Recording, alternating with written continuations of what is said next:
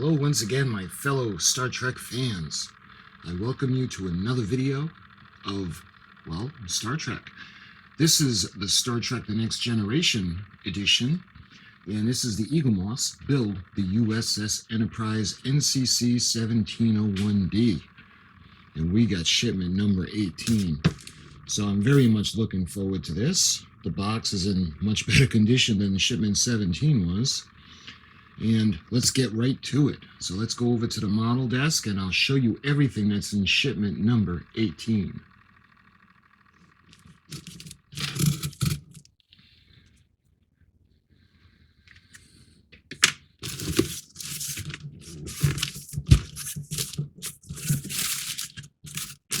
And we got our usual packaging.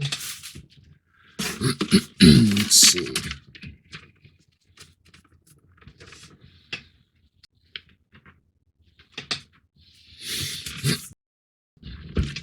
All right. Oh, look at right off the bat. Check that out.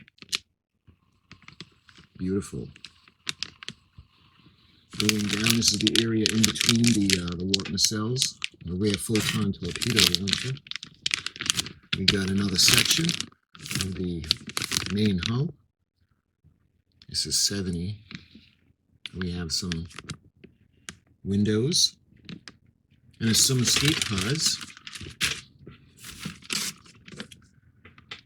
Oh, look at that. Again, this is for the area between the warp nacelles. Beautiful. Gorgeous. And 68. Again, we got windows for the outer part of the primary hull. We have escape pods and screws. And we've got the other nacelle pylon. We got another piece of the underneath of the saucer section.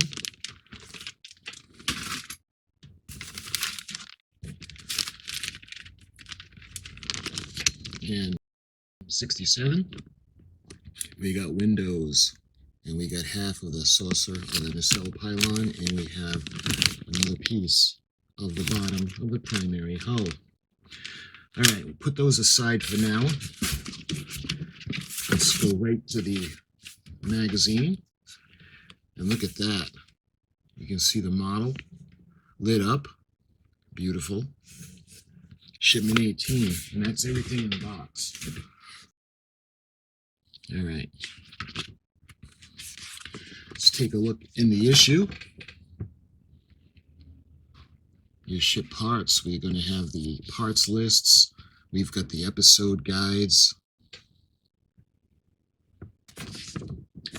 All right, let's check out the parts list. For stage 67, we got the section of the bottom of the primary hull. Looks like we have windows and we have the nacelle pylon. Got a couple of lights. You see the parts list. 68.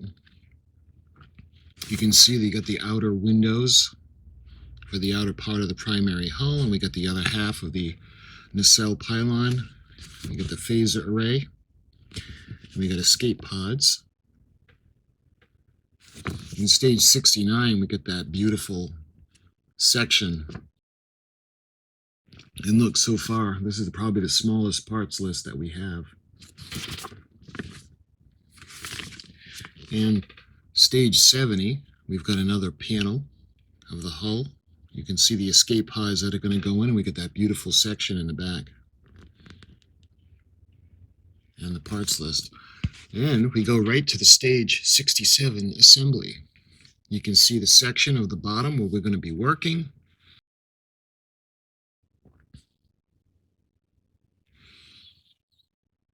You can see, look at the windows we're going to add in. And like I said before, the windows on the bottom of the primary hull are longer than they are on top. And we're going to put a backing. We're going to use a BP screw, but we're only going to use one because we have to put the lights in. You can see where we're going to put the lights in. The circuit board. And we're going to put the bulbs in, and then we're going to put the remaining BP screws in, and we're going to put it in place. And you can see where the other one is going to be placed while we get it ready for the next section. And the next section, you can see, look at the phaser array. This is from Shipment 17. We still have that part. And now we're going to screw it in. And my favorite part is testing the lights. That's always fun. And we're on to stage 68. You can see we're putting a lot of escape pods in. We're going to put the backing on, held in place with AM screws. You can see the outer rim. That's going to go on with DM screws. And let's see, we're going to put it over. And look, this is interesting. The screw is going to go into the panel this way as an escape pod, and then an escape pod is going to cover up the screw hole. So that's cool. I'm very good at hiding the screws. You can see we're putting the springs in, just like we did on the other side, and the phaser array.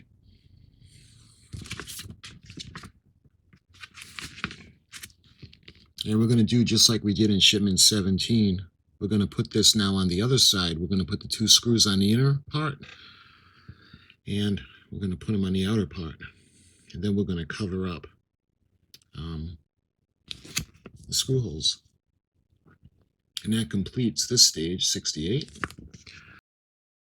And we go on to 69. And you can see the transporter emitter pods that are going to go right at the back. We're going to put them on. And we're going to be ready to put this on. Now, stage 70, more escape pods. And again, they're going to be put in. We're going to put the outer rim held in with DM screws. And we're going to do the same thing on the other side now. We're going to use the screw hole, and then we're going to cover it with a escape pod cover. Moving on, you can see we got the two CP screws that are going to hold those in place. Nice. And that's it for now. All right, on to the episode guide, which is one of my favorites. We got Reunion. This is episode 4.7, which premiered November 5th of 1990. Worf learns that he has a son with his old flame, Keller, shortly before she is murdered as part of a plot for control of the Klingon Empire. And of course, we're introduced to Alexander, Worf's son. And you can see Robert O'Reilly. Second appearance in Star Trek, was the first of 12 as Gowron. I love Gowron. He's so cool. Including stock footage in the Deep Space Nine finale. I mean, you gotta love Gowron. Those crazy Klingon eyes. He's just so cool. You can see the quote, "Are you my father?" Alexander to Worf.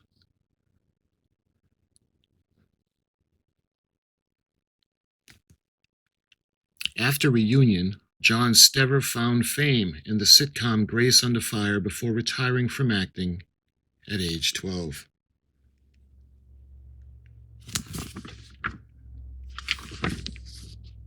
Look at this. This is great. I love the sketches. I recently showed you a little part in the sketchbook from the original series, and I gave you some info on the D7. Look at that. Is that the Kvorcha class? The Vorcha. Rick Steinbach. Development of the Vorcha class attack cruiser from the rough doodle, the detailed design to the right. Never shown on screen, Sternbach intended the front section of the ship to be a mission-specific module designed for alternative of the two-pronged version. The Vorcha class, this thing is gorgeous. It looked like some kind of a scorpion or something. Second-time director Jonathan Frakes rehearsing with Michael Dorn and Susie Plaxton.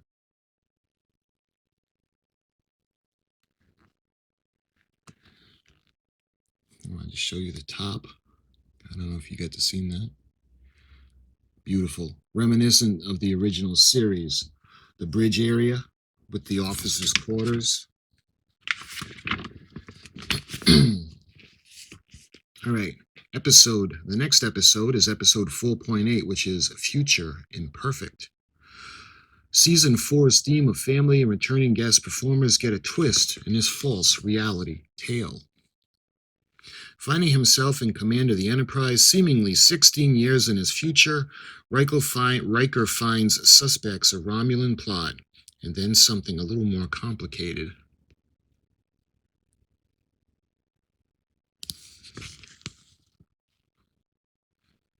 I said shut up, as in close your mouth and stop talking. I love that part. That was cool. I mean, because he was telling an admiral to shut up.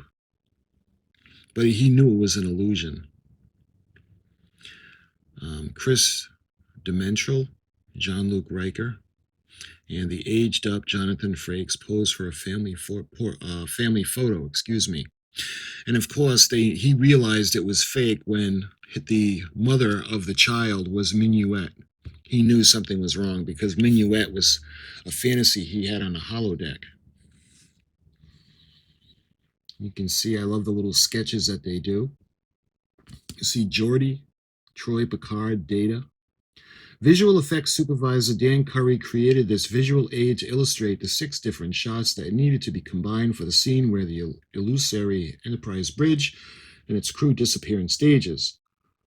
Also illusionary. The Romulan holodeck revealed that a place that was further ingredient in the mix was built in a scale model. Okay, the next one is Final Mission. Wesley crushes it in his last adventure as a regular character, but Wheaton will return. This is episode 4.9, premiered November 19th of 1990. Picard, Wesley, and a willful shuttle pilot are stranded on a desert world where only water is fiercely defended. Though the model has been seen before, all footage of the space barge in Final Mission was newly filmed, including its destruction.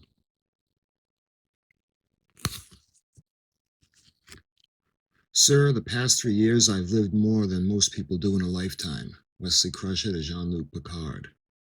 And look at the picture. Rick Sternbach built this Nimebek miniature over the course of 2 or 3 days. Kind of reminds me of an Eagle, like Eagle 1, the way the cockpit is, the thrusters. Of course, the Eagle had the ability to remove the pilot section and, if need be, connect directly to the rocket thrusters. Okay, the next episode we're going to look at is The Loss. This tale of two-dimensional encounter follows Martina Sirtis to put a three-dimensional performance as Troy. This is episode 4.10. Premiered December 31st of 1990. When Deanna Troi loses her emphatic ability, she is rocked by grief and self-doubt, quitting her job and clashing with her friends.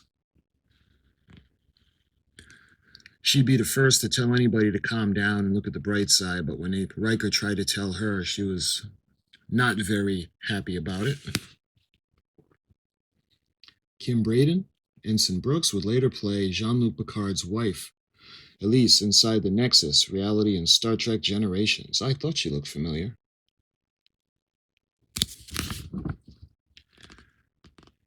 Got another cool photo of the set. Ensign Allenby, Mary Conert at the con. The character, given the first name Tess in scripts, appears in Final Mission and The Loss, and can be seen in stock footage of the bridge and Suspicion during the 6th season. How can you know what it's like to lose something you never had? Troy to Crusher.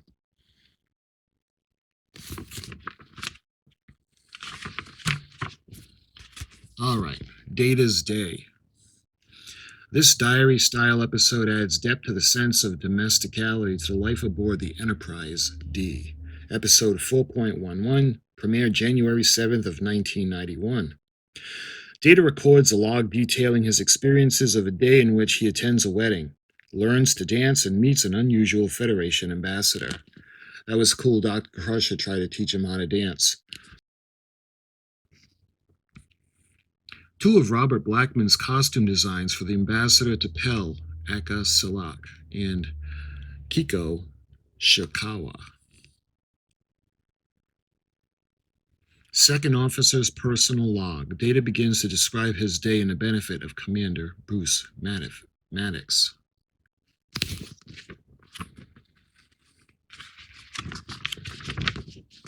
The Wounded is the next episode, which is 4.12, in which a new species, new ships, and a backstory of O'Brien inadvertently set the scene for an entire spin-off series. A rogue Starfleet ship threatens the Federation's new and fragile peace with the Cardassians. And we're introduced to the Cardassians. Marset meets Maxwell, one of 6 deleted sequences in The Wounded, including the Next Generation Season 4 Blu-ray box in 2013. And look at the Cardassian ship. Rick Sternbach's design for the Cardassian warship included Egyptian-influenced details such as a temple-like structure on the top with pyramid-shaped weapons on either side. The design was first named on screen as a Galor-class cruiser in its second appearance in Season 5's Ensign Rowe. So that's a pretty cool ship. You know, it's almost like they took the Klingon Kvorcha class and turned it around to face the opposite direction.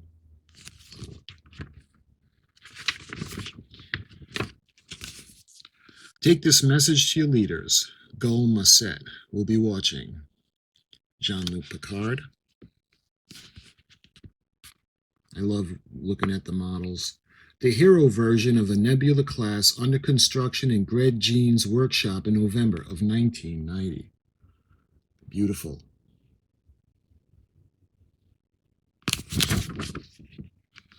You can see the makeup for the Cardassians. A makeup test for Macro Rodriguez, Glyn Tell, who also played the illusionary Paul Rice in Season 1's The Arsenal of Freedom. To date, Gul Marset, Mark Halamo, is the only Cardassian character seen to have facial hair. You know, I just noticed that. That's true. Even on Deep Space Nine, none of them have facial hair. Not that I noticed, anyway. You can see some of the ideas. Two of the costume designer Robert Blackman's sketches for the Cardassian uniforms. The headgear was only used in The Wounded, while the rest of the costume recurred in Season 5's Ensign Rowe before being redesigned. And that is everything in magazine issue number 18. So, very nice. And if I'm not mistaken, I think this is the first issue where we see the ship lit up. Maybe. I'm not sure, but maybe. All right, we'll start with 67.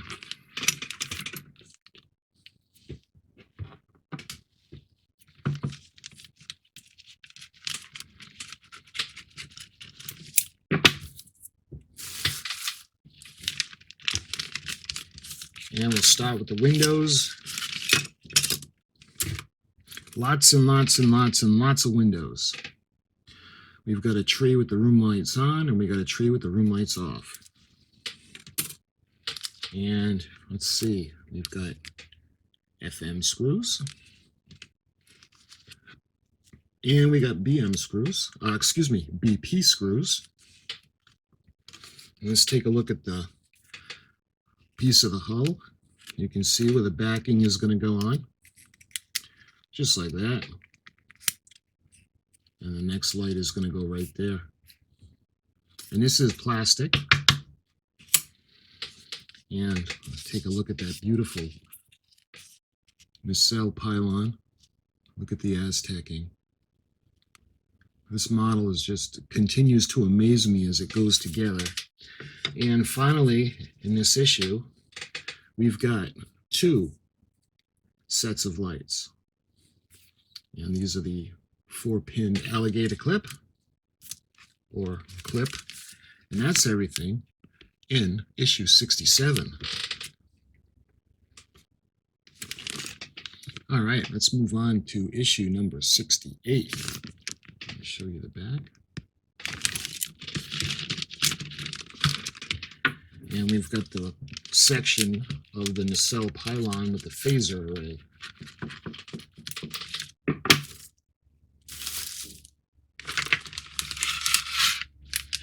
Beautiful section of the ship. We have escape pods, and oh, can't lose this. Let me show you this right away. The little screws, the screw cover. This is going to cover up the screw hole, and it's this escape pod. So that's a pretty good idea to keep it hidden. And let's see, we've got BP screws, and we've got the DM screws. And we've got the metal section of the hull. And again, I love the Aztec detail and the paint. Just absolutely gorgeous. We got the springs that are going to hold the phaser array in place. And we've got the screw covers in this packet. Let's go right to... Again, we got the registration marking, NCC-1701, and we've got that gorgeous Aztecing. Nice. All right, let's see. What are these? Look like we got the FM screw pack, and we've got a lot of escape pods. We've got 2 trees of the escape pods. And let's see. We've got the outer rim of the saucer. And again, these do not light up. On the actual filming model, none of them lit up.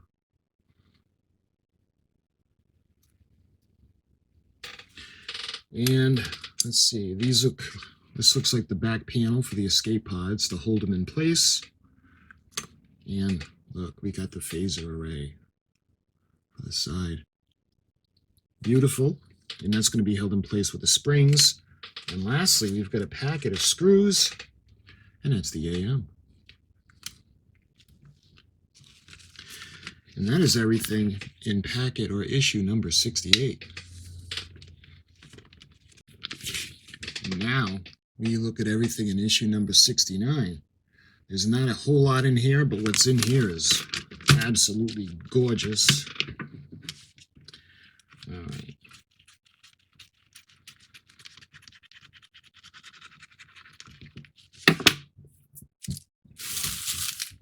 First thing, let's check out the phaser emitters.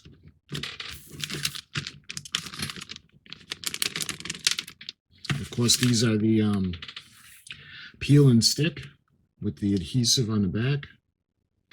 And they add a really nice level of detail. And we've got, look at that. Oh, wow. Beautiful. Look at the Aztecing. Oh, I love it.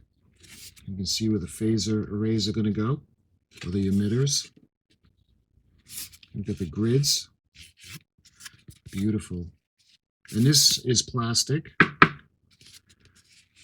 it's going to go onto the frame, attached by the screws. Absolutely gorgeous.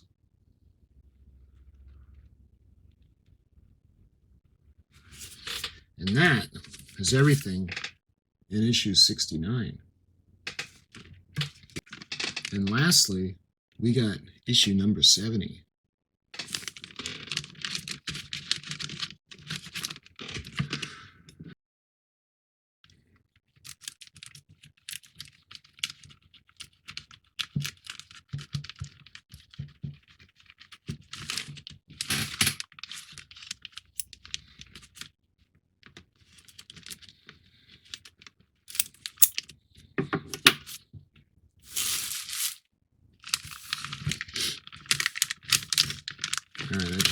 just got to check out this gorgeous section right away.